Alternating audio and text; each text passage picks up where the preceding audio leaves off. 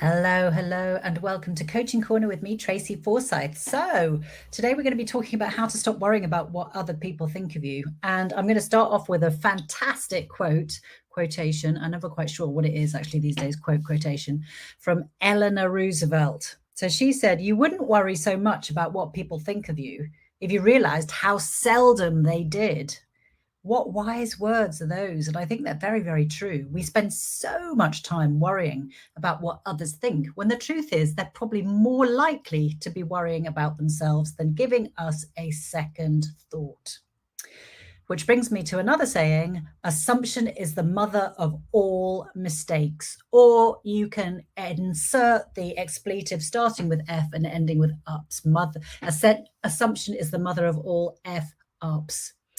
So worrying about what most people are thinking is normally a waste of time because they probably aren't, and you've probably got the wrong idea about what they do think anyway. So we do it. So why do we do it? Why do we worry so much?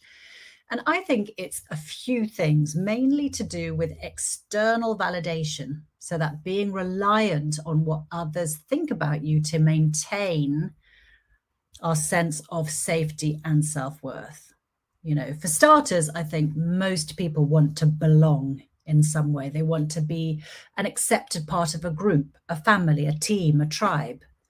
And then, of course, many people want to please. You might not think you're a people pleaser, but, most people want to help. They want to add value. Yeah.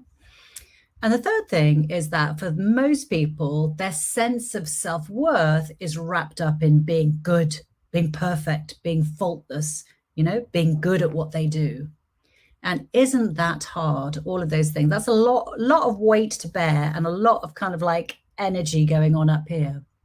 So me, for the most part, I don't really care about what people think of me, but I do care if they think I've made a mistake, if they think I've put my foot in it, if they think I've made things worse, if I've not been helpful. That really, really worries me. Why? Because I want so desperately to be helpful, to have a positive effect on people, to make lives and careers better, not worse. So that's very much part of my core purpose and my identity. So what about you? What is it, do you think, for you? And what can you do about all of this anyway? What are the ways of turning this worry into positive action? So I think the first step is to really be aware of how much do you worry about what others think of you? How much do you do it? And what is it that you worry about? If you really think about it, what's the worst? What's the worst they could think of you when you've really, really worried about it? What is the worst? Understanding that really gives you massive clues as to what's important to you. So, and that's useful for the second step. So the second step is to work out how you would like to be thought of. It's normally the opposite of what you're really worried about. So for me, for example, I want people to think that I'm empowering, that I give them useful tools and techniques to help them, that they trust that I understand what they're going through because I've had similar feelings and experiences. Yeah. So for what you think about, what is it that you want to be thought of? Yeah. So step 3 is to take charge of what people think about you. How? Well, decide on how you would like to be thought of in 3 words, your top 3 words. So for me, it's empowering, enlightening, and life enhancing. Yeah.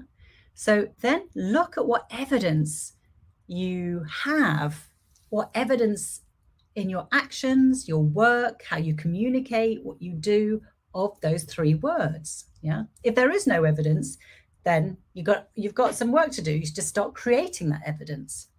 Intentionally be those 3 things, those 3 words in everything you do, everything that you say, with everyone you meet, and soon the evidence will speak for itself. So lastly, so those are 3 steps, but lastly, I think this is a really useful exercise to do because having a clear idea of how you want to be thought of really boosts your confidence, because instead of thinking, what do they think? Do they think X, Y, Z? the question becomes, have I done enough to show that I am ABC? So ABC is like your 3 words that you've chosen. And instead of sitting there worrying about the unknown, you can get on in action being those 3 words. So I'm going to finish with 3 words of advice, and they are to, I'm going to scratch 2. So the 3 words are be fearlessly you. And if you don't know how, call me. Take care.